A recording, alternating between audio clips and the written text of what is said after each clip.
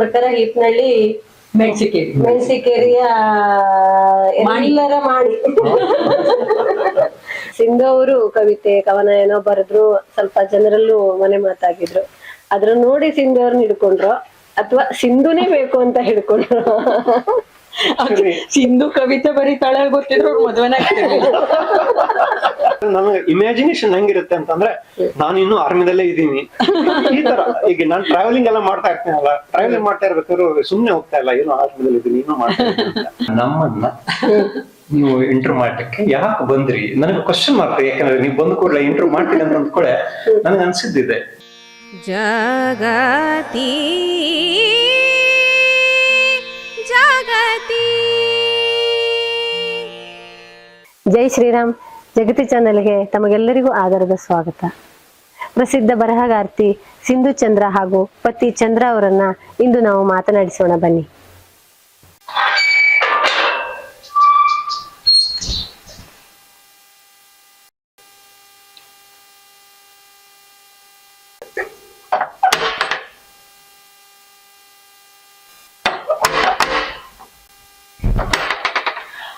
ಅರೆ ಬಿಂದು, ಜೈ ಶ್ರೀರಾಮ್. ಬನ್ನಿ ಬನ್ನಿ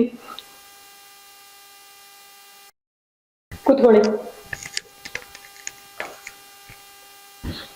ಮತ್ತೆ ಬಿಂದು ಹೇಳಿ, ಮತ್ತೇನ್ ವಿಶೇಷ? ವಿಶೇಷ ಅಂತಲ್ಲ, ಅವತ್ತೊಂದಿನ ನಿಮ್ಮ ಹತ್ರ ಹೇಳಿದ್ದೆ ನಾನು, ನಿಮ್ಮನ್ನ ಚಂದ್ರನ ಒಟ್ಟಿಗೆ ಕೂಡ್ಸಿ ಮಾತಾಡ್ಬೇಕು ಅಂತ. ಇವತ್ ಸಂಡೇ ಅಲ್ವಾ, ಚಂದ್ರನು ಇರಬಹುದು, ಇಬ್ರು ಸಿಗ್ತೀರಾ ಅಂತ ಬಂದೆ. ಇದಾರ ಚಂದ್ರ ಅವರು? ಚಂದ್ರು ಇದಾರೆ. ಸಂಡೇ ಅಲ್ವಾ, ಮೇಲ್ಗಡೆ ಏನೋ ಮಾಡ್ತಾ ಇರ್ಬೇಕು. ಚಂದ್ರನ್ ಕರಿತೀನಿ ಇರಿ. ಚಂದ್ರು ಬರ್ತಾರೆ, ಬನ್ನಿ ಕಷಾಯ ಕುಡಿತಾ ಮಾತಾಡೋಣ. ಓಕೆ, ಕೂತ್ಕೊಳ್ಳಿ.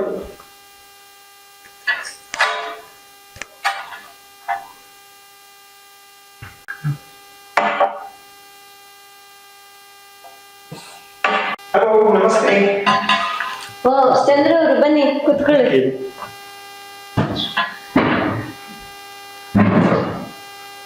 ಏನಪ್ಪ ಕಷಾಯ ಎಲ್ಲ ರೆಡಿನೇ ಇದೆ?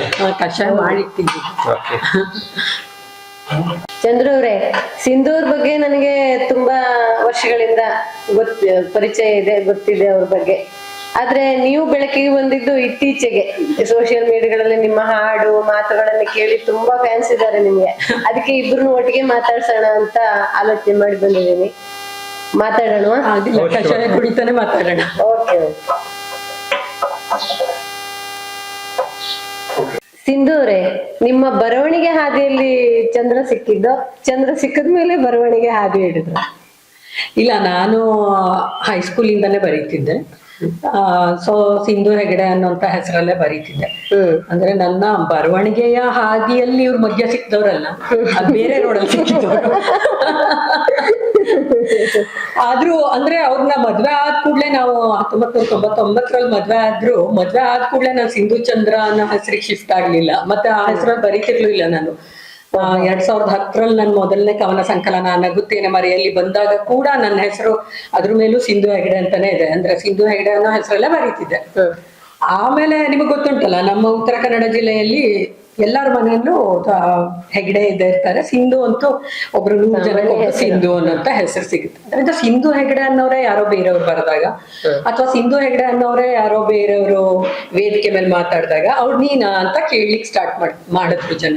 ನೀನಾ, ನಿಮ್ಮ ಹೆಸರು ಯಾವ ಸಿಂಧು? ಯಾವ ಸಿಂಧು ಹೆಗಡೆ. ಈಗ ಎಲ್ಲರೂ ಊರ್ ಹೆಸರನ್ನ ಸಂಗಡ ಇಟ್ಕೋತಾರೆ. ಆದ್ರೆ ನಾನು ಸಿಂಧು ಹೆಗಡೆ ಅಂತ ಮೊದ್ಲಿಂದ ಬರ್ಕೊಂಡ್ ಬಂದಿದ್ದಕ್ಕೆ ಏನ್ ಮಾಡ್ಬೇಕಾಯ್ತು.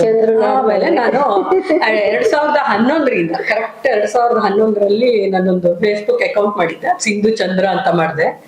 ಅದೇ ಒಂದು ರೂಢಿಯನ್ನು ಇಟ್ಕೊಂಡೆ, ಸಿಂಧು ಚಂದ್ರ ಅಂತ ಹೇಳಿ ಬರೆದ್ರೆ ಆ ತರ ಹೆಸರು ಬಹುಶಃ ಯಾರು ಬರೀಲಿಕ್ಕಿಲ್ಲ ಆ ತರ ಹೆಸರಲ್ಲಿ ಅನ್ಕೊಂಡು ಇವ್ರ ಹೆಸರು ಸಂಗಡ ಬಂತು.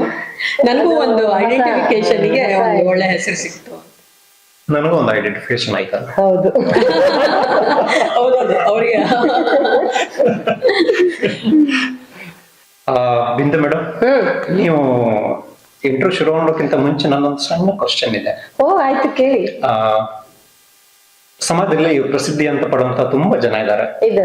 ಆದ್ರೆ ಸಾಮಾನ್ಯರಲ್ಲಿ ಸಾಮಾನ್ಯ ಅಂತ ನಮ್ಮನ್ನ ನೀವು ಇಂಟರ್ವ್ಯೂ ಮಾಡಕ್ಕೆ ಯಾಕೆ ಬಂದ್ರಿ ನನಗೆ ಕ್ವಶನ್ ಮಾರ್ಕ್. ಯಾಕಂದ್ರೆ ನೀವು ಬಂದ ಕೂಡಲೇ ಇಂಟರ್ವ್ಯೂ ಮಾಡ್ತೀನಿ ಅಂತ ಅಂದ್ಕೊಳ್ಳೆ ನನಗೆ ಅನ್ಸಿದ್ದಿದೆ.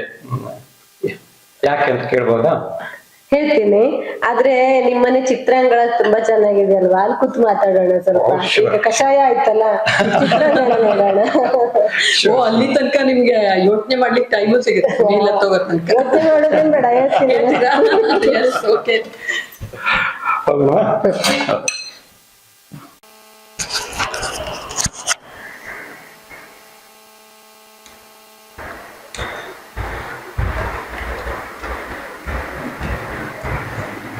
ನಿಮ್ಮನೆ ಚಿತ್ರಾಂಗಣ ನಂಗೆ ತುಂಬಾ ಇಷ್ಟ, ಅದಕ್ಕೆ ಇಲ್ಲಿ ಬಂದ್ ಮಾತಾಡೋಣ ಅಂದೆ. ಇದು ನೀವೇ ಬಿಡ್ಸಿದ? ಇಲ್ಲ, ಅದ್ ಮಗಳು ಬಿಡ್ಸಿದ್ದೆ. ಯಾಕೆಂದ್ರೆ ಹಿಂದೊಮ್ಮೆ ನೋಡಿದಾಗ ಬೇರೆ ಬೇರೆ ಇತ್ತು. ಅದನ್ನ ನಾನು ಬಿಡ್ಸಿದ್ದೆ. ನಾನು ಈ ಪೇಂಟಿಂಗ್ ಎಲ್ಲ ಮಾಡ್ತೀನಿ ಅಪರೂಪಕ್ಕೆ. ಇದು ಮಗಳು ಬಿಡ್ಸಿದ್ದು. 2ನೇ ಸತಿ ಇದ್ ಮಾಡಿದಾಗ ರೀಪೇಂಟ್ ಮಾಡಿದಾಗ ಅವಳು ಬಿಡ್ಸಿದ್ದು. ಚಂದ್ರ ಅವ್ರೆ, ನಿಮ್ ಪ್ರಶ್ನೆಗೆ ಉತ್ತರ. ಹೇಳಿ. ನಾನು ಕಳೆದ 4-5 ವರ್ಷದಿಂದ ಒಂದಷ್ಟು ಜನ ಸಮಾನ ಮನಸ್ಕರನ್ನು ಸೇರಿಸ್ಕೊಂಡು ಪ್ರಜ್ವಲ ಅಂತ ಒಂದು ಟ್ರಸ್ಟ್ ರಿಜಿಸ್ಟ್ರೇಷನ್ ಮಾಡ್ಕೊಂಡು ಹಲವಾರು ಅವೇರ್ನೆಸ್ ಪ್ರೋಗ್ರಾಮ್ಗಳು, ಸಂಗೀತ, ಆಧ್ಯಾತ್ಮಿಕ ಚಿಂತನೆ, ಸಾಮಾಜಿಕ ಕಳಕಳಿ, ಈ ತರ ಒಂದಷ್ಟು ನಮ್ಮಿಂದಾದ ಸಮಾಜಕ್ಕೆ ಕೊಡುಗೆ ನೀಡುವಂತ ಒಂದಷ್ಟು ಕಾರ್ಯಕ್ರಮಗಳನ್ನು ಮಾಡ್ತಾ ಇದ್ದೇವೆ. ಅದ್ರ ಮಧ್ಯೆ ನಾವು ವರ್ಷ ಒಂದು ಕಾರ್ಯಕ್ರಮ ಮಾಡುವಾಗ ಸಾಧನೆಯ ಹಾದಿಯಲ್ಲಿ ಒಂದು ಸಮ್ಮಾನ ಅಂತ ಒಂದು ಲೈನ್ ಇಟ್ಕೊಂಡು, ಈಗೇನು ಏನೋ ಬೇರೆಯವರಿಗೆ ಮಾದರಿ ಆಗಿರ್ತಾರೆ, ಆದ್ರೆ ಅವರು ಮಾದರಿ ಆಗಿದ್ದಾರೆ ಅಂತ ಯಾರಿಗೂ ಗೊತ್ತಿರೋದಿಲ್ಲ. ಅವ್ರಷ್ಟಕ್ಕೆ ಅವ್ರದ್ದು ಏನೋ ಮಾಡ್ತಾ ಇರ್ತಾರೆ. ಅಂತವ್ರನ್ನ ಜನರ ಎದುರಿಗೆ ತರುವಂತ ಕೆಲಸ. ಅಂದ್ರೆ ಈಗ ಯಾರೋ ಒಂದು ಅಚೀವ್ ಮಾಡ್ತಾ ಇದ್ದಾರೆ ಅವರು, ಅದು ಬೇರೆಯವ್ರಿಗೆ ಗೊತ್ತಿಲ್ಲ, ಆದ್ರೆ ಅದು ಬೇರೆಯವ್ರು ಕಲ್ತ್ರೆ ಅವ್ರಿಗೆ ಉಪಯೋಗ ಆಗುವಂಥದ್ದು. ಆ ತರದವ್ರನ್ನ ಕರ್ಕೊಂಡು ಬಂದು ಸನ್ಮಾನ ಮಾಡ್ತಾ ಇದ್ರು. ಹೀಗೆ ಕುತ್ಕೊಂಡಾಗ ಒಂದು ಆಲೋಚನೆ ಬಂತು, ಟ್ರಸ್ಟಿನ ಹೆಸರಲ್ಲಿ ಚಾನಲ್ ಮಾಡಿ ಅದು ಬೇರೆ ತರ, ಅದ್ರ ದಾರಿನೇ ಬೇರೆ ತರ. ನಾವು ಅದ್ರಲ್ಲಿ ನನ್ನ ವೈಯಕ್ತಿಕ ಚಾನಲ್ ಅನ್ನು ಸೇರ್ಸೋದು ಬೇಡ ಅಂತ ನಂದೇ ಒಂದಷ್ಟು ಉದ್ದೇಶವನ್ನು ಇಟ್ಕೊಂಡು ಈ ತರ ಒಂದು ಮಾಡ್ಬೇಕು, ಏನೋ ತೆರೆಮರೆಯಲ್ಲಿದ್ದವ್ರನ್ನ ಬೆಳಕಿಗೆ ತರಬೇಕು ಏನೋ ಒಂದು ಅನ್ನೋ ಇದ್ರಿಂದ ಈ ಜಗತಿ ಚಾನಲ್ ಅನ್ನು ಪ್ರಾರಂಭ ಮಾಡಿ ಹೊಡ್ತಾ ಇದ್ದೀನಿ. ಅದೇ ತರ ಈಗ ನೀವು ಕೂಡ, ಈಗ ನೀವು ಪ್ರಬುದ್ಧರಲ್ಲ ಅಥವಾ ನೀವು ಫೇಮಸ್ ಇಲ್ಲ ಅಂತಲ್ಲ, ಇದು ತೀರಾ ಪ್ರಬುದ್ಧತೆ ಇವ್ರನ್ನ ಎಷ್ಟೋ ಜನ ಚಾನಲ್ ಅಲ್ಲಿ ಮಾಡಿ ಸಂದರ್ಶನ ಮಾಡಿ ಹಾಕ್ತಾರೆ. ಆದ್ರೆ ನಿಮಗೆಲ್ಲೂ ನಾನು ಕಂಡಿಲ್ಲ, ಅಷ್ಟು ಸಂದರ್ಶನಗಳನ್ನ ಕಂಡಿಲ್ಲ. ಪ್ರಸಿದ್ಧಿ ಇದ್ದಾರೆ ಇವರು, ದೊಡ್ಡ ಪ್ರಸಿದ್ಧಿ ಪಡೆದವ್ರು, ನನಗೆ ಗೊತ್ತು. ಅದಕ್ಕೆ ನಿಮ್ಮನ್ನ ಮಾತಾಡ್ಸೋಣ ಅಂತ ಬಂದಿದ್ದೀವಿ. ಈಗ ನಿಮ್ಮಿಬ್ರನ್ನ ಒಟ್ಟಿಗೆ ಮಾತಾಡ್ಸೋ ಯೋಚನೆ ನನಗ್ ಬಂದಿದ್ದು ಹೇಗೆಂದ್ರೆ, ನೀವು ಸಿಂಧು ಜನಮಾಧ್ಯಮ ಜಯರಾಮ್ ಹೆಗ್ಡೆ ಅವರ ಮಗಳು ಅಂತ ನನಗೆ ಮೊದ್ಲಿಂದ ಚಿಕ್ಕಂದಿನಿಂದ ಪರಿಚಯ ಅಂತಾನೆ ಹೇಳ್ಬೇಕು. ಮೊದ್ಲು ಅವರು ಮಗಳು ಅಂತಾನೆ ನೀವು ಪರಿಚಯ. ಸಾಮಾನ್ಯವಾಗಿ ಸಂಗೀತದಲ್ಲಿ ಮಕ್ಕಳು, ಸಂಗೀತದವರು ತಂದೆ ತಾಯಿ ಇದ್ರೆ, ಅದು ಬೇರೆ ಯಾವ್ದೋ ಕಲಿಯಲಿದ್ರೆ ಸಾಮಾನ್ಯವಾಗಿ ಮಕ್ಕಳಿಗೂ ಬರುತ್ತೆ ಅಂತ ಹೇಳ್ತಾರೆ. ಸಾಹಿತಿಗಳ ಮಕ್ಕಳು ಸಾಹಿತಿಗಳಾಗಿದ್ದು ಬಹಳ ಅಪರೂಪ ಅಂತ ನನ್ನ ಒಂದು ಅನಿಸಿಕೆ. ಅದಕ್ಕೆ ಅದು ಒಂದು ಹೆಚ್ಚಿನ ಒಂದು ಇದು ಒತ್ತು ಕೊಟ್ಟು ನಾನು ಬಂದಿರೋದು. ಅಂದ್ರೆ ಒಬ್ಬ ಸಾಹಿತಿ, ಒಬ್ಬ ಬರಹಗಾರನ ಮಗಳು ಅವರಿಗೂ ಮೀರಿ ಬೆಳೆಯೋ ಹಂತದಲ್ಲಿ ಇದ್ದಾರೆ. ಯಾಕೆಂದ್ರೆ ಅವರು ಈಗ ಒಂದು ಇದು ಮುಗಿಸಿದ್ದಾರೆ, ನಿಮ್ಮ ತಂದೆಯವರು. ಅವರು ಪ್ರಬುದ್ಧತೆ ಅಷ್ಟು ಬೇಗ ಬರೋಕ್ ಸಾಧ್ಯ ಇಲ್ಲ. ಆದ್ರೆ ನೀವು ಈ ಚಿಕ್ಕ ವಯಸ್ಸಿನಲ್ಲಿ ಇಷ್ಟು ಪ್ರಬುದ್ಧರಾಗಿರುವಾಗ ಇನ್ನು ಮುಂದಿನ ದಿನಗಳಲ್ಲಿ ಆಗ್ಬಹುದು. ಮತ್ತೆ ಇನ್ನು ಚಂದ್ರ ಅವ್ರೇನು ಮೊದ್ಲಿಂದ ಅವ್ರದ್ದಾಯ್ತು, ಅವ್ರ ಕೆಲ್ಸ ಆಯ್ತು ನೋಡ್ಕೊಂಡಿದ್ದವ್ರು. ನಾನ್ ಕೇಳಿದ ಪ್ರಕಾರ ಹಿಪ್ನಳ್ಳಿ ಮೆಣಸಿಕೇರಿಯ ಎಲ್ಲರ ಮಾಡಿ ಇನ್ನು ನನಗೆ ಊರಲ್ಲಿ ಕೆಲವೊಂದು ಎಲ್ಲರೂ ಮಾಡಿ ಅಂತಾನೆ. ಅಂದ್ರೆ ಈಗ ಸಾಮಾನ್ಯವಾಗಿ ಹಳ್ಳಿಗಳಲ್ಲಿ ಇರೋರೆ ಪಾಪ ಅಪ್ಪ ಅಮ್ಮ ವಯಸ್ಸಾದವರು. ಈಗ ನೀವು ಇಲ್ಲಿ ಹತ್ರದಲ್ಲಿ ಇದ್ದೀರಾ, ಹೋಗಿ ಬಂದು ಮಾಡ್ತೀರಾ, ಇನ್ನೂ ಪ್ರೀತಿ ಜಾಸ್ತಿ ನಿಮ್ಗೆ ಹಳ್ಳಿ ಮಾಡಿ ಅಂತ. ಅದಕ್ಕೆ ಮತ್ತೆ ಇತ್ತೀಚೆಗೆ ಫೇಸ್ಬುಕ್ ಗಳಲ್ಲಿ ಮತ್ತೆ ಈಗ ಸೋಷಿಯಲ್ ಮೀಡಿಯಾಗಳಲ್ಲಿ ತುಂಬಾ ಹೆಸರು ಮಾಡಿದ್ದಾರೆ. ಚಂದ್ರು ಅಂದ್ರೆ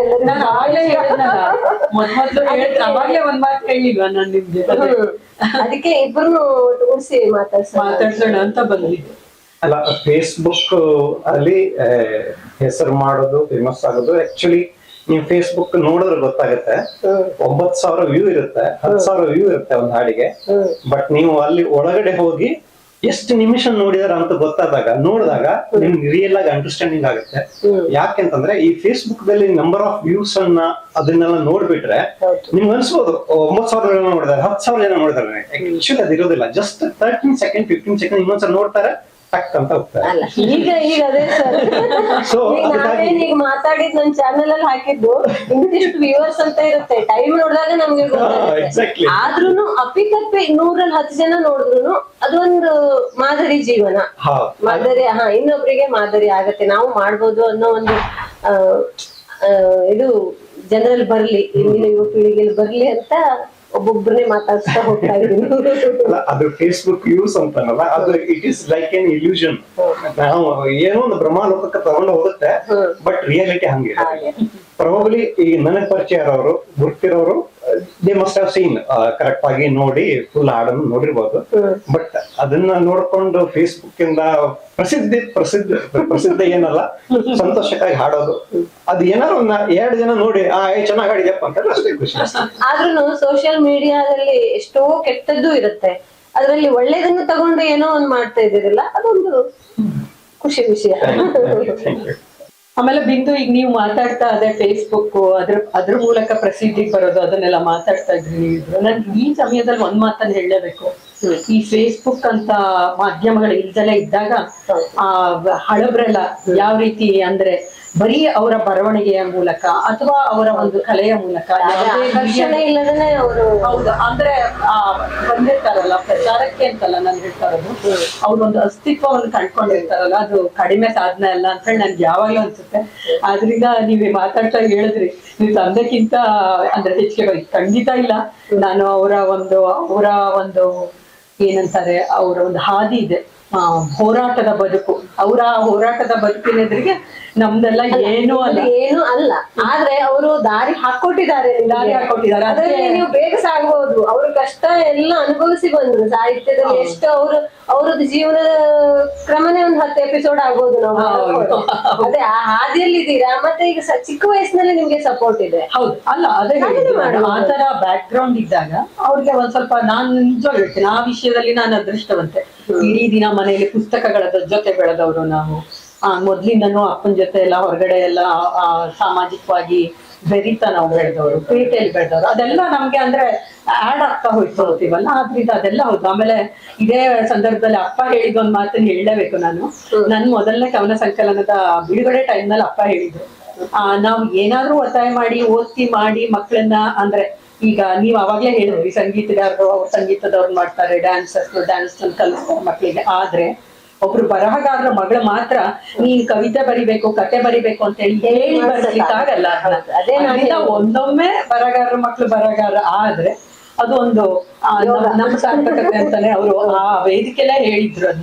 ಅದ್ ನಾನು ಯಾವಾಗ್ಲೂ ನೆನ್ಪಿಟ್ಕೊಂಡಿರ್ತೀನಿ. ಮತ್ತೆ ಈ ಒಂದು ನನ್ನ ಈ ಬರಹದ ಹಾದಿಯಲ್ಲಿ ಖಂಡಿತವಾಗ್ಲೂ ನಮ್ಮ ತಂದೆಯವರ ನೆರಳು ನನ್ನ ಹಿಂಬಾಲಿಸ್ತಾನೆ ಇರುತ್ತೆ ಅಂತ ನಾನು ಯಾವಾಗ್ಲೂ ಹೇಳ್ತೀನಿ. ಚಂದ್ರ ಅವರು ಇವತ್ತು ಬ್ಲೂ ಟಿ ಶರ್ಟ್ ಹಾಕಿದೀರಾ ಅನ್ಕೊಂಡಿದ್ದೆ, ನಾನು ಅಷ್ಟು ಗಮನಿಸಿ ನೋಡಿಲ್ಲ. ಅದ್ರಲ್ಲೂ ಕಾರ್ಗಿಲ್ ಅಂತಾನೆ ಇದೆ. ಯಾವಾಗ್ಲೂ ಚಂದ್ರ ಅವರು ಮಿಲಿಟರಿ ಡ್ರೆಸ್, ಮಿಲಿಟರಿ ಹೆಸರು, ಏನೋ ಒಂದು ದೇಶಭಕ್ತಿಯನ್ನ ತೋರಿಸ್ತಾರೆ. ನಿಮ್ಗೇನು ಮಿಲಿಟರಿ ಹೋಗ್ಬೇಕು ಅಂತ ತುಂಬಾ ಆಸೆ ಇತ್ತ ಮೊದ್ಲು? ಏನಾದ್ರೂ ಅದು ತಪ್ಪಿ ನೀವು ಹೀಗೆ ಇದು ಕಂಡುಕೊಂಡಿದ್ದೀರ ಅಂತ? ಇದಕ್ಕೆ ಆನ್ಸರ್ ಅನ್ನ ಒಂದ್ಸರಿ ಲೊಕೇಶನ್ ಚೇಂಜ್ ಮಾಡೋಣ, ಆ ಲೊಕೇಶನ್ ನಿಮ್ಗೆ ಈಗ ಆನ್ಸರ್ ಹೌದಾ?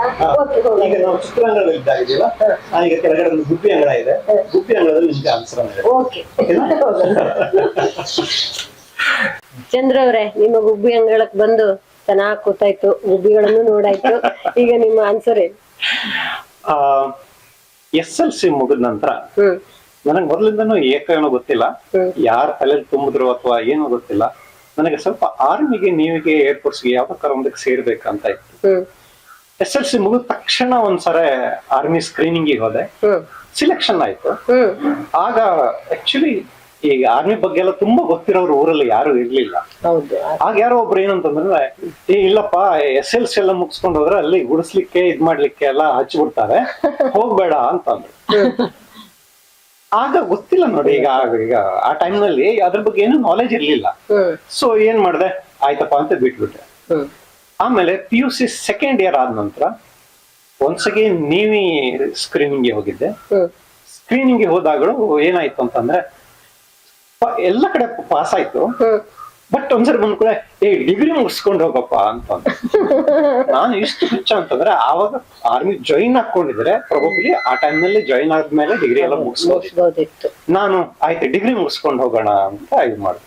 ಡಿಗ್ರಿ ಮುಗಿಸ್ಕೊಂಡು ಹೋದ ನಂತರ ಏನ್ ಮಾಡಿದೆ, ಏರ್ಫೋರ್ಸಿಗೆ ಹೋಗೋಣ ಅಂತ ಏರ್ಫೋರ್ಸ್ ಅಲ್ಲಿ ಟ್ರೈ ಮಾಡಿದಾಗ ಏನಾಯ್ತು ಅಂತಂದ್ರೆ ಚೆನ್ನೈದಲ್ಲಿ H-17 ಹೆಲಿಕಾಪ್ಟರ್ ಪೈಲಟ್ಸ್ಗೆ ಏಡ್ತಿದ್ದೆ ನಾನು. ಆಲ್ ಇಂಡಿಯಾ ರ್ಯಾಂಕಿಂಗ್ ನಲ್ಲಿ ಏಡ್ತಿದ್ದೆ. ಆ ಟೈಮ್ನಲ್ಲಿ ನಾನು ಹಳ್ಳಿಯಿಂದ ಕಾಲೇಜ್ ಹೋಗ್ತಾ ಇರೋದ್ರಿಂದ ಈ ಸಂಡೇ ಅಂತಂದ್ರೆ NCC ಹೋಗ್ತಾ ಇರ್ಲಿಕ್ಕೆ ಆಗ್ಲಿಲ್ಲ. ಹಾಗೇನಾಯ್ತು ಅಂದ್ರೆ NCC ಮಾಡಿರೋರಿಗೆ NCC C ಸರ್ಟಿಫಿಕೇಟ್ ಅವರಿಗೆ ಒಂದು 5 ಮಾರ್ಕ್ಸ್ ಎಕ್ಸ್ಟ್ರಾ ಇತ್ತು. ಅಲ್ಲಿ ನನ್ನ ಮಾರ್ಕ್ಸ್ ಹೋಯ್ತು. ಸೊ ದಟ್ಸ್ ವೈ ಆ ಅಪಾರ್ಚುನಿಟಿ ಏನಿದೆಯಲ್ಲ ಅದು ಲಾಸ್ಟ್ ಆಯ್ತು. ಆಮೇಲೆ ಯಾಕೋ ಅದಾದ ನಂತರ ಬಿಟ್ಬಿಟ್ಟೆ. ಬಟ್ ಆರ್ಮಿ ಬಗ್ಗೆ, ಡಿಫೆನ್ಸ್ ಬಗ್ಗೆ ಮೊದ್ಲಿಂದನೂ ಏನೋ ನಮ್ಗೆ ಸೆಳೆತ. ಈಗ ಕೆಲವೊಂದ್ಸರಿ ಜೋಕ್ ಮಾಡ್ತಾ ಇರ್ತಾರೆ, ಈ ಸಿಂಧಿನ ಹತ್ರ ಹೇಳ್ತಾ ಇರ್ತಾರೆ, ನಿಮ್ ಗಂಡ ಹತ್ರ ಬೇರೆ ತರ ಶರ್ಟ್ ಇಲ್ವಾ? ನನ್ನ ಹತ್ರ ಎಷ್ಟು ಜನ ಕೇಳಿದ್ದಾರೆ, ಅವ್ರು ಬೇರೆ ಶರ್ಟ್ ಹಾಕೊಂಡ ಆಡಕ್ ಕೇಳಿದ್ರು. ಯಾವಾಗ ನೋಡ್ರು ಆ ಮಿಲಿಟರಿ ಶರ್ಟ್ ಹಾಕೊಂಡ ಆಡ್ತಾರಲ್ಲ. ಅಲ್ಲ, ಇದು ಈಗ ಏನೋ ನಗ್ತಾ ಹೇಳಿರ್ಬಹುದು, ಆದ್ರೆ ನಿಮ್ಮ ಒಳಗಿನ ತುಡಿತ ನನಗ ಅರ್ಥ ಆಗ್ತಾ ಇದೆ. ಜೀವನದಲ್ಲಿ ಏನಾದ್ರೂ ನಿಮ್ಗೆ ಏನಾದ್ರು ಒಂದು ಮಿಸ್ ಮಾಡ್ಕೊಂಡಿದೆ ಅಂತಂದ್ರೆ ಅದು ದೊಡ್ಡ ಮಿಸ್.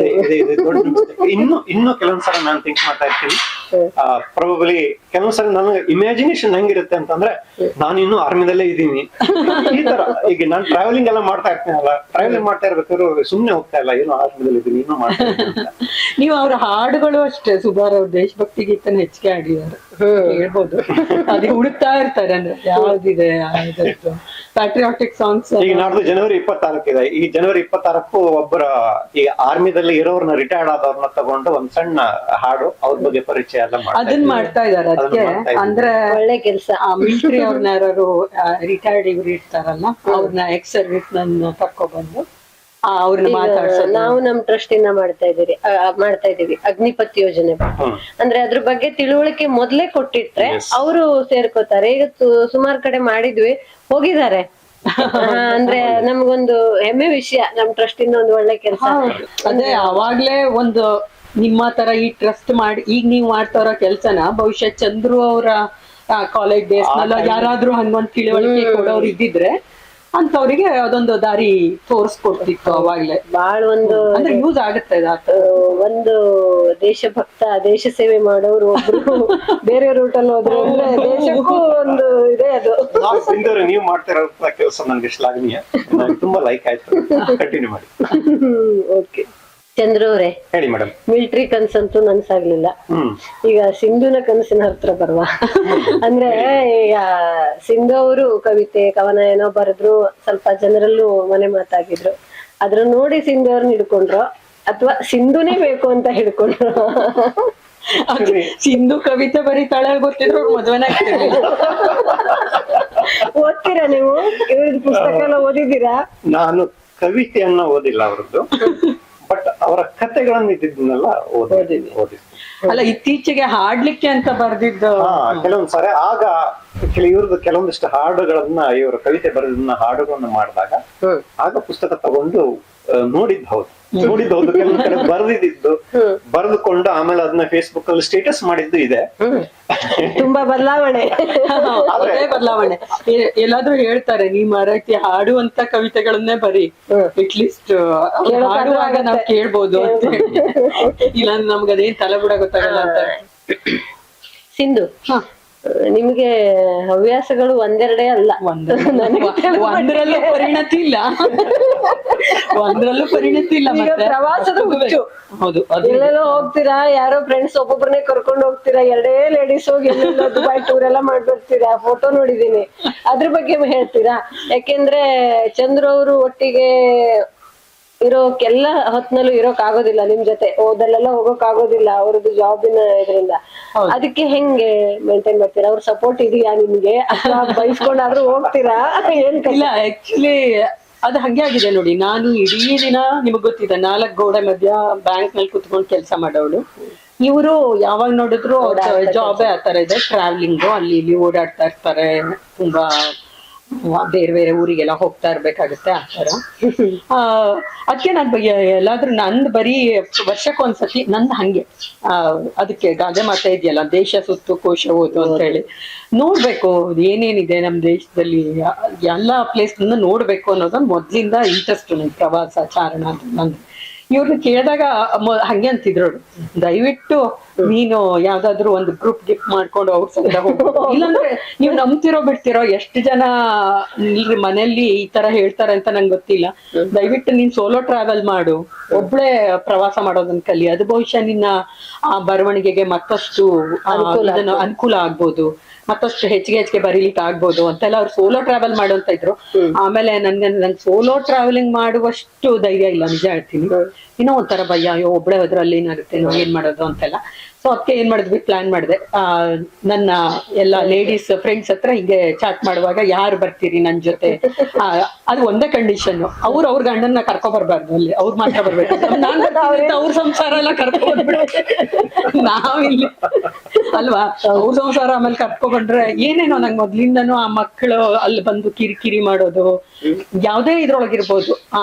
ಈಗ ನಾನು ಒಂದ್ ನಾಟಕ ನೋಡ್ಲಿಕ್ಕೆ ಹೋದೆ ಅಂತ ಆಗಿರ್ಬೋದು, ಒಂದ್ ಡ್ಯಾನ್ಸ್ ನೋಡ್ಲಿಕ್ಕೆ ಹೋದೆ ಅಂತ ಆಗಿರ್ಬೋದು, ಅಥವಾ ಒಂದ್ ಸಿನಿಮಾ ನೋಡ್ಲಿಕ್ಕೆ, ನಂಗೆ ಏನೇ ಆದ್ರೂ ಆ ಡಿಸ್ಟರ್ಬೆನ್ಸ್ ಇರ್ಬಾರ್ದು. ನೀವ್ ಕೇಳಿದಾಗ ಮಧ್ಯೆ ಒಂದು ಕ್ವಶನ್ ಕೇಳ್ತೀನಿ. ಯಾಕೆಂದ್ರೆ ಸಿಂಧು ಅವರು ಸೊಕ್ಕು ಯಾವ್ದಾದ್ರು ಕಾರ್ಯಕ್ರಮಕ್ಕೆ ಹೋದ್ರೆ ಒಂದು ಮಾತು ಆಡಲ್ಲ, ಒಂದ್ ಕಡೆ ಸುಮ್ನೆ ಕುತ್ಕೊಂಡಿರ್ತಾರೆ, ಯಾರಾದ್ರೂ ಮಾತಾಡ್ಸ್ರೆ ಒಟ್ಟ ಹಂಗೆ ಜಸ್ಟ್ ಹಿಂಗ್ ಮಾಡ್ತಿರ್ತಾರೆ. ನಾನ್ ತುಂಬಾ ಕಡೆ ಕೇಳಿದೀನಿ, ಯಾಕೆಂದ್ರೆ ನಿಮ್ಮ ಒಡನಾಟ ಮಾಡಿದವರಿಗೆ ಗೊತ್ತಾಗಿರ್ತದೆ ನೀವ್ ಎಷ್ಟು ಗಂಭೀರ ಅಂತ. ಇಲ್ಲ ಅಂದ್ರೆ ಅದೇ ಅನ್ನಲ್ಲ, ಅದನ್ನೇ ಹೇಳ್ತಾ ಇದ್ದೆ ನಾನು. ನನ್ಗೆ ಅಂದ್ರೆ ಆತರ ನಾನು ಯೂಶ್ವಲಿ ಯಾವ್ದೋ ಒಂದನ್ನ ನೋಡ್ಲಿಕ್ಕೆ ಹೋದೆ ಅಂತಂದ್ರೆ ಅದ್ರ ಬಗ್ಗೆ ಏನಾದ್ರೂ ಹೊಸ ಒಂದು ಹೊಳದ್ರೆ ಅದ್ರ ಬಗ್ಗೆ ಬರೀಲಿಕ್ಕೆ ಟ್ರೈ ಮಾಡುವಂತ ಒಂದು ಮೊದ್ಲಿಂದ ಅದ್ ರೂಢಿ ಬೆಳೆಸ್ಕೊಂಡಿರೋದ್ರಿಂದ ಬೇರೆ ಡಿಸ್ಟರ್ಬೆನ್ಸ್ ಎಲ್ಲೋ ಅವ್ರ ಸಂಗ ಮಾತಾಡ್ತಾ ನನ್ಗೆ ಆ ಪ್ರೋಗ್ರಾಮ್ ಅನ್ನ ನೋಡೋದು, ಅವ್ರ ಹತ್ರ ಅಂದ್ರೆ ಆ ಮಾತು ನಗೆ ಅದೆಲ್ಲ ಇದ್ದಾಗ ನೀವು ನನ್ನ ನೋಡಿದ್ರೋ ಬಿಟ್ಟಿದಿರೋ ಖುಷಾಲು ಅದೆಲ್ಲ ಬೇರೆ. ಆದ್ರೆ ನಾವ್ ಈ ಪ್ರೋಗ್ರಾಮ್ಗಳಿಗೆ ಹೋದಾಗ ಹಂಗೆ ಅದನ್ನೇ ನಾನು ಈ ಪ್ರವಾಸದ ಇದ್ರಲ್ಲೂ ಬೆಳೆಸ್ಕೊಂಡೆ. ನನ್ಗೇನೋ ಆ ತುಂಬಾ ದೊಡ್ಡ ಗುಂಪಿನಲ್ಲಿ ಹೋಗಿ ಅಥವಾ ಎಲ್ಲ ಹೇಳಿದ್ನಲ್ಲ ಡಿಸ್ಟರ್ಬೆನ್ಸ್, ಅವರೇ ಅವ್ರ ಮಕ್ಕಳನ್ನೆಲ್ಲ ಕರ್ಕೊಂಡ್ ಬಂದು ಅಲ್ಲಿ ಡಿಸ್ಟರ್ಬ್ ಆದ್ರೂ ಅದು ನಮ್ಗೆ ಡಿಸ್ಟರ್ಬೆನ್ಸ್ ಅಂತ ಹೇಳಿ. ಅಂದ್ರೆ ನೀವು ಅಧ್ಯಯನಶೀಲ ಪ್ರವಾಸ ನಿಮ್ಗೆ, ಏನೋ ಒಂದು ಹೊಸತನವನ್ನ ನಾವು ನೋಡ್ಲಿಕ್ಕೆ ಹೋಗಿರ್ತೀವಿ ಆರಾಮಾಗಿ. ಅದಕ್ಕೆ ಇವ್ರು ಹೇಳೋದು ನಿನ್ ಬೆಸ್ಟ್ ಅಂತಂದ್ರೆ ಸೋಲೋ ಟ್ರಾವೆಲಿಂಗ್ ಅಂತಾನೆ ಹೇಳ್ತಾರೆ. ಅದಕ್ಕೆ ಫುಲ್ ಸಪೋರ್ಟ್. ಏನಾಗುತ್ತೆ ಗೊತ್ತಾ, ಫಾರ್ ಎಕ್ಸಾಂಪಲ್ ಈಗ ಟ್ರಾವೆಲಿಂಗ್ ತಗೊಳ್ಳಿ, ಗ್ರೂಪ್ ಹೋದೆ ಅಂತ ಇಟ್ಕೊಂಡಾಗ ಏನಾಗತ್ತೆ, ಒಬ್ಬೊಬ್ರು ಪ್ರಿಫರೆನ್ಸ್ ಒಂದೊಂದಿರುತ್ತೆ. ಫಾರ್ ಎಕ್ಸಾಂಪಲ್ ನಮ್ಗೆ ಹೋದಾಗ ಒಂದು ಒಳ್ಳೆ ಸೀನ್ರಿ ಕಾಣುತ್ತೆ, ನಮ್ಗೆ ಅಲ್ಲಿ ಕುತ್ಕೊಂಡು ಒಂದ್ ಸ್ವಲ್ಪ ಹೊತ್ತು ಅದು ಸೀನ್ರಿ ನೋಡ್ಕೋತ ಒಂದು ಅರ್ಧ ತಾಸು ಕಳಿಬೇಕಂತ ಅನ್ಸುತ್ತೆ. ಬಟ್ ಆ ಪ್ರವಾಸ ಅರೇಂಜ್ ಮಾಡಿರೋರು ಬೇರೆಯವರಿಗೆ ಅದೇನ್ ಸೀನ್ರಿ ಅದೇನ್ ನೋಡ್ತಾರೆ. ಸಾಮಾನ್ಯ ಸಾಹಿತ್ಯವಾಗಿದ್ದವರಿಗೆ ಬರಹಗಾರರಿಗೆ ಆತರ ಪ್ಲೇಸ್ ಚೆನ್ನಾಗಿರೋದು, ಏನೋ ಒಂದು ಹುಟ್ಟಬಹುದು. ಒಬ್ಬೊಬ್ರು ಅಭಿರುಚಿನೂ ಬೇರೆ ಬೇರೆ ಇರೋದಕ್ಕಾಗಿ, ಅಥವಾ ನಾವು ಬರೀ ಒಂದು ಎಂಜಾಯ್ ಮಾಡ್ಲಿಕ್ಕಾಗಿ ಪ್ರವಾಸವನ್ನು ಮಾಡೋದಿಲ್ಲ. ನಾನು ಅದನ್ನ ಎಲ್ಲ ಕಡೆ ಹೇಳಿದ್ದೇನೆ. ಯಾಕೆಂದ್ರೆ ನಾನು ಕೇದಾರ್ನಾಥಕ್ಕೆ ಹೋದಾಗ್ಲೂ ಅದ್ರ ಬಗ್ಗೆ ಒಂದು ಬರವನ್ನ ಬರದೆ. ಆಮೇಲೆ ಇವ್ರು ಬಂದಿದ್ರು, ಅದಕ್ಕೆ ವೈಷ್ಣೋ ದೇವಿಗೆ ಹೋದ್ವಿ, ಅಲ್ಲಿ ತುಂಬಾ ಚೆನ್ನಾಗಿತ್ತು ವೈಷ್ಣೋ ದೇವಿ ಪ್ರವಾಸ ಕೂಡ, ಅದೊಂದು ಉತ್ತಮ ಪ್ರವಾಸ. ಆಮೇಲೆ ನಾವು ಕಾಶ್ಮೀರ ಚಂದ್ರ ಸಂಗಡನೆ ಹೋಗಿದ್ದೆ. ಅಂದ್ರೆ ಕೆಲವೊಂದ್ ಪ್ಲೇಸಿಗೆ ನಾನು ಒತ್ತಾಯ ಮಾಡಿ ನೀವು ಈ ಪ್ಲೇಸ್ ನೋಡ್ಲೇಬೇಕು, ನಾವು ಕಾಶ್ಮೀರ ನೋಡ್ತಿದ್ರೆ ನಮ್ಮ ಭಾರತದಲ್ಲಿ ಏನು ಸೋಲೋ ಟ್ರಿಪ್ ಮಾಡ್ತೀರಿ ಅಲ್ಲ ಇಲ್ಲ, ನೀವು ನಾವಂತೂ ಕಾಶ್ಮೀರಕ್ಕೆ ಹೋದ ಟೈಮ್ ನಲ್ಲಿ ಅವಾಗ ದೊಡ್ಡ ಗಲಾಟೆ ಅಲ್ಲಿ ಅವಾಗ ಕಲ್ಲು ತೂರಾಟ ಅದೆಲ್ಲ ಸ್ಟಾರ್ಟ್ ಆಗಿತ್ತು. ಅವಾಗ ಜೋರಿತ್ತು. ಅಪ್ಪ ಸಹಿತ ಕೇಳಿದ್ರು, ಈ ಟೈಮ್ ನಲ್ಲಿ ಯಾಕೆ ಕಾಶ್ಮೀರಕ್ಕೆ ಹೊರಟಿದ್ದೀರಿ ನೀವು ಅಂತ. ಅಂತ ಟೈಮ್ ನಲ್ಲಿ ನಾವು ಕಾಶ್ಮೀರ, ಅದು ಯಾವ್ದೇ ಬಿಸಿ ನಮಗ್ ತಕ್ಕಲಿಲ್ಲ, ಅದು ಬೇರೆ ವಿಷಯ. ಆದ್ರೆ ಕಾಶ್ಮೀರಕ್ಕೆ ಹೋಗಿ ಬಂದು ಕೂಡ ನಾನು ಬರ್ದೆ ಕಾಶ್ಮೀರದ ಬಗ್ಗೆ. ಆಮೇಲೆ ಈ ಕನ್ಯಾಕುಮಾರಿಗೂ ಚಂದ್ರ ಜೊತೆ ಹೋಗಿದ್ದೀನಿ. ಹಂಗ್ ನೋಡ್ತಾ ಇದ್ರೆ ತುಂಬಾ ಪ್ಲೇಸ್ ಚಂದ್ರ ಜೊತೆ ಅಂದ್ರೆ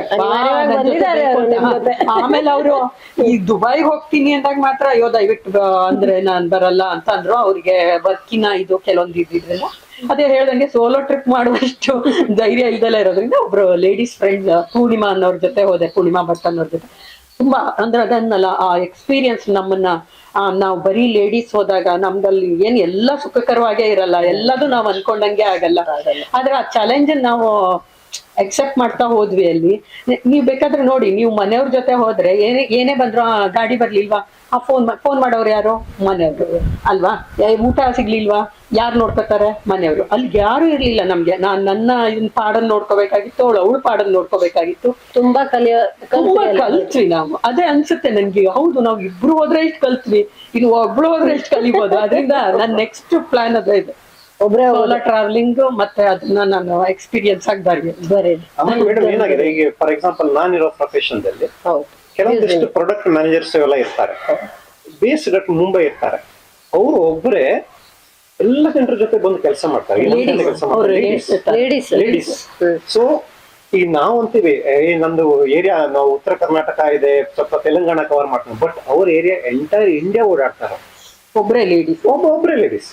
ಅವ್ರು ಅದೇ ಎಕ್ಸಾಂಪಲ್ ಕೊಡ್ತಾರೆ. ಅವ್ರು ಮಾಡ್ತಾರೆ, ನಮ್ಗೆ ಯಾಕೆ ಸಾಧ್ಯ ಇದೆ? ನೋಡಿ, ಈಗ ನೀವು ಸಂದರ್ಶನ ಯಾಕೆ ಮಾಡ್ತೀರಿ ಅಂತ ಕೇಳಿದ್ರಲ್ಲ, ನೀವೇ ಅದಕ್ಕೆ ಉತ್ತರ ಹೇಳ್ಕೊಂಡ್ರಿ. ಅಂದ್ರೆ ಈ ತರ ಬೆಳಕಿಗೆ ಬಂದಾಗ ಅಯ್ಯೋ ಸಿಂಧು ಒಬ್ಳೆ ಹೋಗ್ತಾಳಂತ, ಅಷ್ಟ್ ಹೆದರಿಕೆ ಇರೋರು ಹೋಗ್ತಾಳಂತ, ಇನ್ನೊಬ್ರು ಯಾರೋ ರೆಡಿ ಆಗಿರ್ತಾರೆ. ಒಬ್ರೇ ಹೋಗಿ ಕಷ್ಟಗಳನ್ನ ಅಥವಾ ಸವಾಲುಗಳನ್ನ ಎದುರಿಸಿದಾಗ ಮಾತ್ರ ಜೀವನದಲ್ಲಿ ಹೇಗೆ ಇರ್ಬೇಕು ಅವ್ರಿಗೆ ಗೊತ್ತಾಗುತ್ತೆ. ಆಮೇಲೆ ಇನ್ನೂ ಒಂದ್ ಹೇಳ್ಬೇಕು, ನಾನು ಡ್ರೈವಿಂಗ್ ಇದ್ರೊಳಗಡೆನು ಕೂಡ ಆ ಮಾತನ್ನ ಎಷ್ಟೊಂದ್ ಸತಿ ಹೇಳಿದೀನಿ.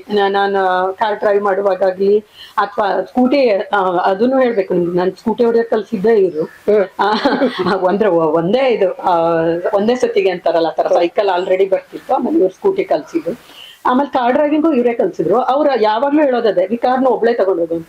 ನೀವ್ ಯಾಕೆ ನನ್ನನ್ನ ಪಕ್ಕದಲ್ಲಿ ಕೂರ್ಸ್ಕೊಂಡ್ ಡ್ರೈವ್ ಮಾಡ್ತೀರಾ ನೀವು ಲೇಡೀಸ್? ಅವ್ರು ಎಲ್ಲರಿಗೂ ಅದನ್ನೇ ಹೇಳ್ತಾರೆ. ಮತ್ ಯಾವತ್ತು ಅವ್ರು ಕಾರ್ ಅಲ್ಲಿ ತಗೊಂಡೋಗಿ ಹೊಡೆಸ್ದೆ, ಇಲ್ಲಿ ತಗೊಂಡೋಗಿ, ಕಾರ್ ಇರೋದೇ ಗೀರ್ ಆಗ್ಲಿಕ್ಕೆ, ನಮಗ್ ಗೀರ್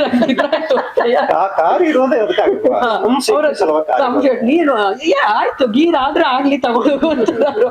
ಅಂದ್ರೆ ನಾನು ಹೇಳೋದದು, ಅಂದ್ರೆ ಬಹುಶಃ ಆ ರೀತಿ ಸಪೋರ್ಟ್ ಇದ್ದಾಗಷ್ಟೇ ಒಬ್ರು ಮಹಿಳೆ ಒಂದು ಇಂಡಿಪೆಂಡೆಂಟ್ ಆಗಿ ಎಲ್ಲಾ ಕ್ಷೇತ್ರದಲ್ಲೂ, ನಾನು ಹೇಳೋದು, ನಾವು ಸಾಮಾಜಿಕವಾಗಿರ್ಬೋದು, ನಾವು ಶೈಕ್ಷಣಿಕವಾಗಿ ಮುಂದುವರಿಯೋದಿರ್ಬೋದು, ಅಥವಾ ಆರ್ಥಿಕವಾಗಂತೂ ನಾನು ಅದ್ ಯಾವಾಗ್ಲೂ ಹೇಳ್ತೀನಿ, ಆದಷ್ಟು ನೀವು ಆರ್ಥಿಕವಾಗಿ ಸಬಲರಾಗಿರ್ಬೇಕು ಮಹಿಳೆಯರು. ಈ ಗಂಡ ಎಷ್ಟೇ ದುಡಿಲಿ, ಏನೇ ಮಾಡ್ಲಿ, ಏನೋ ಒಂದು ಸಮಸ್ಯೆ ಬಂದಾಗ ಹೆಣ್ಮಗುವಿಗೆ ಅದು ಅವ್ರ ಅಂದ್ರೆ ಅವರ ಒಳ್ಳೆ ಆರ್ಥಿಕ ಸ್ವಾತಂತ್ರ್ಯ ಅನ್ನೋದು ಅವ್ರಿಗೆ ಆತ್ಮವಿಶ್ವಾಸವನ್ನ ಕೊಡುತ್ತೆ. ಸ್ವಾತಂತ್ರ್ಯ ಅನ್ನೋದ್ಕಿಂತ ಅವ್ರು ಹೊರಗಡೆ ಹೋಗಿ ಜೀವನ ಮಾಡುವಷ್ಟಾದ್ರೂ ಬೇಕಾಗತ್ತೆ. ಅದೇ ನಾನು ಅದ್ ಯಾವಾಗ್ಲೂ ಹೇಳೋದು, ಎಷ್ಟೇ ದುಡಿದ್ರು ಗಂಡ ಏನೇ ಮಾಡಿದ್ರು ನಮ್ಮ ಆರ್ಥಿಕ ಸ್ವಾತಂತ್ರ್ಯವನ್ನ ನಾವು ಕಾಪಾಡ್ಕೋಬೇಕು ಅಂತಾನೆ ಅನ್ನೋದು ನಾನು. ಮತ್ತೆ ಅದು ಅನ್ನಲ್ಲ, ಅದೊಂದು ಆತ್ಮವಿಶ್ವಾಸವನ್ನು ಮಹಿಳೆ ಕೊಡುತ್ತೆ ಅಂತಾನೆ ನನ್ಗೆ ಯಾವಾಗ್ಲೂ. ನಾನು ಹೋಗಿ ಬರ್ತೇನೆ ಪ್ರವಾಸ ಹಾಗೆ ಇರ್ಬೇಕು. ಎಲ್ಲರ ಮನೆ ಗಂಡಸರು ಹೀಗಿರೋದಿಲ್ಲ. ಅಂದ್ರೆ ಅವ್ರಿಗೇನು ಕಳಿಸ್ಬಾರ್ದು ಅನ್ನೋದಕ್ಕಿಂತ ಕಾಳಜಿನೂ ಜಾಸ್ತಿ ಇರುತ್ತೆ. ಅಯ್ಯೋ ಅಲ್ಲಿ ಹೋಗಿ ಏನೋ ತೊಂದ್ರೆ ಮಾಡ್ಕೋಬಹುದು, ಅದಿರುತ್ತೆ, ಕಾಳಜಿನೂ ಇರುತ್ತೆ. ಬಟ್ ಅದೇ ತುಂಬಾ ಕಾಳಜಿ ಕೂಡ ಕೆಲವೊಮ್ಮೆ ಪಂಜರ ಆಗ್ಬಿಡುತ್ತೆ. ತುಂಬಾ ಕಾಳಜಿ, ತುಂಬಾ ಪ್ರೀತಿ, ಆ ತರ ಒಂದೇನು ಪಂಜರ ಇರುತ್ತಲ್ಲ, ಅದಲ್ಲ ಅಂತ ನಾನು ಹೇಳೋದು. ಅದನ್ನ ಹೇಳ್ತಾರಲ್ಲ, ನೀವು ಈಗ ನಮ್ಮೆಲ್ಲ ನೀವ್ ನೋಡಿದ್ರಿ ಗುಬ್ಬಿ ಸಾಕಿದೀವಿ, ಆದ್ರೆ ನಾವೇನ್ ಪಂಜರದಲ್ಲಿ ಸಾಕಿಲ್ಲ, ನಾವ್ ಸುಮ್ಮನೆ ಅಕ್ಕಿ ಹಾಕಿರ್ತೀನಿ, ಅದ್ ದಿನ ಬರ್ತದೆ, ಅದ್ರ ಪಾಡಿಗತ್ತು ತಿನ್ನುತ್ತೆ, ಅದ್ರ ಪಾಡಿಗದ್ ಹಾರ ಹೋಗ್ತದೆ. ಅದು ಬೇಕು ಅಂತಿದ್ರೆ ಅದ್ ಬಂದೇ ಬರುತ್ತೆ ವಾಪಸ್ ಅಂತ ಅಲ್ವಾ? ನಮ್ಮನೆ ಬೇಕು ಅಂತಿದ್ರೆ ಬರುತ್ತೆ, ಮನೆ ಬೇಡ ಅಂತಿದ್ರೆ ಹಾರ ಹೋಗುತ್ತೆ ಅಂತ ಹೇಳಿ. ಅದನ್ನೇ ಹಂಗ ಹೋಗಂಗಿಲ್ಲ, ಬ್ಯಾಂಕ್ ಇದೆಯಲ್ಲ ಅಲ್ಲ, ಆ ಕಲ್ಪನೆನೆ ನಾವ್ ಎಲ್ಲಾದ್ರಲ್ಲೂ ಇಟ್ಕೊಂಡ್ರೆ ನಮಗೆ ದಕ್ಕುವಂಥದ್ದು ನಮಗ್ ದಕ್ಕುತ್ತೆ. ಅದು ನಾವೇನ್ ಅದನ್ನ ಪಂಜರದಲ್ಲಿ ಬಂಧಿಸ್ಬೇಕು ಅಂತಿಲ್ಲ ಅನ್ನೋಂಥದ್ದು ನನ್ಗೆ ಯಾವಾಗ್ಲೂ ಅನ್ಸುತ್ತೆ. ಮತ್ ಇನ್ನೂ ಒಂದ್ ಮಾತು ಹೇಳ್ಬೇಕು ಅಂತಂದ್ರೆ, ನಾವ್ ಯಾವಾಗ್ಲೂ ಹಂಗೆ ಲೇಡೀಸು, ಅವ್ರ ಮಗಳು, ಅವ್ರಗ ಹೆಂಡತಿ, ಇವ್ರ ಅಮ್ಮ, ಇದೇ ರೀತಿ ಗುರ್ತಿಸ್ಕೊಳ್ತಾ ಹೋಗ್ತೀವಿ. ನಂದೊಂದ್ ಕವಿತೆನೇ ಇದೆ ಅದಕ್ಕೆ, ನನಗೆ ಒಂದ್ ಕಾಯಂ ವಿಳಾಸ ಬೇಕು. ಅಪ್ಪನ ಮನೆ, ಗಂಡನ ಮನೆ, ನಮ್ಮನೆ ಯಾವ್ದು ಅಂತ ಹೇಳಿ ಕೇಳಿದೀನಿ ನಾನು ಆ ಕವಿತೆಯಲ್ಲಿ. ನೀವು ಗೊತ್ತಿದೆ ನಿಮ್ಗೆ ಅಲ್ವಾ? ನಿಮ್ಮ ಅಪ್ಪನ ಮನೆ ಯಾವ್ದು ಕೇಳ್ತಾರೆ, ನಿಮ್ ಗಂಡನ ಮನೆ ಯಾವ್ದು ಕೇಳ್ತಾರೆ, ನಮ್ಮನೆ ಯಾವ್ದು? ಹಾಗಾದ್ರೆ ಹಂಗೆ ಅಂದ್ರೆ ನಮ್ಮ ಅಸ್ತಿತ್ವವನ್ನ ನಾವೇ ಕಂಡ್ಕೋಬೇಕು. ಬಹುಶಃ ಅವ್ರವ್ರ ಐಡೆಂಟಿಟಿ ನಾವು ಅವ್ರಿಗೆ ಡಿಸ್ಟರ್ಬ್ ಮಾಡ್ದಲೆ, ಅವ್ರು ನಮಗ್ ಡಿಸ್ಟರ್ಬ್ ಮಾಡ್ದಲೆ ಇದ್ಬಿಟ್ರೆ ಅದ್ರಷ್ಟು ಸುಖ ಇನ್ಯಾವ್ದು ಇಲ್ಲ. ಈಗ ಮಹಿಳೆಗೆ ಏನ್ ಗಂಡ ಏನು ಅಥವಾ ಗಂಡಸನ್ನ ಸಪೋರ್ಟ್ ಮಾಡ್ಬೇಕಂತಿಲ್ಲ, ಅವರಲ್ಲಿ ಶಕ್ತಿ ಅದು ದೊಡ್ಡ ಸಪೋರ್ಟ್ ಬಿಡೋದೇ ದೊಡ್ಡ ಸಪೋರ್ಟ್. ಅಲ್ಲ, ನಾನು ನಿಜವಾಗ್ಲೂ ಒಂದ್ ಒಳ್ಳೆ ಮನಸ್ಸಿಂದ ಆಶಯ ಮಾಡ್ತೀನಿ, ಅಂದ್ರೆ ಎಲ್ಲರಿಗೂ ಇದೇ ಒಂದು ಮನಸ್ಥಿತಿಯವರು ಇರ್ಲಿ ಜೊತೆಗೆ, ಒಳ್ಳೇದಾಗಿರುತ್ತೆ ಎಲ್ಲರೂ. ಆದ್ರೆ ಈಗ ತುಂಬಾ ಇದೆ ಆತರ ಸಪೋರ್ಟಿವ್ ಮನಸ್ಥಿತಿ, ತುಂಬಾ ಇದೆ. ತುಂಬಾ ಹೆಣ್ಮಕ್ಳ ಸಾಧನೆಯನ್ನು ಮಾಡ್ತಾ ಇದ್ದಾರೆ. ನೀವು ನೋಡ್ತಾ ಇದ್ದಾರೆ, ನೀವು ಬೇಕಷ್ಟು ಜನರನ್ನ ಮಾತಾಡ್ತಿದ್ದೀರಿ, ಇದು ಮಾಡ್ತಾ ಇದ್ದಾರೆ. ಆದ್ರೂ ಇನ್ನೂ ಉಳ್ಕೊಂಡಿದೆ. ಇನ್ನು ಉಳ್ಕೊಂಡಿದ್ದೆ ಚೇಂಜ್ ಆಗ್ಬೇಕು. ತೀರಾ ಬದಲಾವಣೆ ಆದ್ರೂನು ಕಷ್ಟ ಅದು. ಈಗ ಏನೋ ಮೊದ್ಲು ಅನಕ್ಷರತೆ ಅಂತ ಹೇಳ್ತಿದ್ರು. ಈಗ ನೋಡಿ ಅಕ್ಷರ ಕಲಿತು ಪೂರ್ತಿ ಕಲ್ತಿರೋದಿಲ್ಲ, ಆ ಕಡೆ ಕಲಿದೇನೂ ಇರೋದಿಲ್ಲ. ಅವರಿಗೆ ಮನೇಲಿ ಕೆಲಸ ಮಾಡೋಕೆ ಒಂಥರ agitation, ಹೊರಗಡೆ ಹೋದ್ರೆ ಸ್ಯಾಲ್ರಿ ಸರಿ ಸಿಗುದಿಲ್ಲ. ಆದ್ರೂ ಏನೋ ಒಂದು ಯಾವ್ದೋ ಬಟ್ಟೆ ಅಂಗಡಿಯಲ್ಲ ಎಲ್ಲೋ ಒಂದು ಸಿಕ್ಕರೆ ಸಾಕು, ಪಟ್ಟಣದ ಜೀವನ ಸಿಕ್ಕರೆ ಸಾಕು ಅಂತ ಆಕರ್ಷಣೆ. ನಾನು ಎಷ್ಟು ಜನ ಹೆಣ್ಮಕ್ಳನ್ನ ನೋಡಿದೀನಿ ಕೊರೋನಾ ಟೈಮ್ ನಲ್ಲಿ ಸ್ವ ಉದ್ಯೋಗದಿಂದ ಮನೇಲಿ ಕುತ್ಕೊಂಡು ಹಪ್ಪಳ ಮಾಡಿದ್ರು, ಉಪ್ಪಿನಕಾಯಿ ಮಾಡಿದ್ರು, ಏನೇನೋ ಪುಡಿಗಳನ್ನ ಮಾಡಿದ್ರು. ಅಂದ್ರೆ ಇವನ್ ಸ್ವ ಉದ್ಯೋಗ ಕೂಡ ಅವರಿಗೆ ಎಷ್ಟೋ ಇವಾಗೊಂದು ಕೊರೋನಾ ಪಾಠವನ್ನ ಕಲಿಸಿದೆ ಅಂತ ಹೇಳಿ ಅನ್ಸುತ್ತೆ. ಎಲ್ಲರಿಗೂ ಹೊರಗಡೆ ಜಾಬ್ ಸಿಗ್ಲಿಕ್ಕೆ ಸಾಧ್ಯ ಇಲ್ಲ, ವ್ಯವಸ್ಥೆನೆ ಆಗಿದೆ. ಅದರಿಂದ ಅಂದ್ರೆ ನಾನ್ ಹೇಳೋದೇನು ಅಂದ್ರೆ, ಈಗ ತೋಟ ಇರುತ್ತೆ, ಗದ್ದೆ ಇರುತ್ತೆ, ಏನೋ ಅಕ್ಷರ ಅವರಿಗೆ ಹಣೆಯಲ್ಲಿ ಬರ್ದಿಲ್ಲ, ಅದನ್ನ ನಂಬಿಕೊಂಡು ಅದನ್ನೇ ಒಂದು ಅಭಿವೃದ್ಧಿಯನ್ನು ಮಾಡಬಹುದು. ಕೃಷಿನೂ ಕೂಡ ನಾನು ಹೇಳ್ತಾ ಇರೋದು ಆರ್ಥಿಕ ಸ್ವಾವಲಂಬನೆಯಲ್ಲಿ ಎಲ್ಲದೂ ಬಂತು. ಜಾಬ್ ಒಂದೇ ಅಲ್ಲ, ಕೃಷಿ, ಸ್ವ ಉದ್ಯೋಗ, ಮನೇಲೆ ಮಾಡುವಂತದ್ದು, ಸ್ವಸಹಾಯ ಗುಂಪುಗಳನ್ನ ಮಾಡ್ಕೊಂಡು ಮಾಡುವಂಥದ್ದು, ಅದೆಲ್ಲ ಕೂಡ ಹೆಣ್ಮಕ್ಳನ್ನ ಸಬಲರನ್ನಾಗಿ ಇಡ್ಬೇಕು ಅಂತ. ನಾನೊಬ್ಳು ಬರಹಗಾರ್ತಿಯಾಗಿ ಮಾತನಾಡ್ತಾ ಇರೋದು. ಜಗತಿ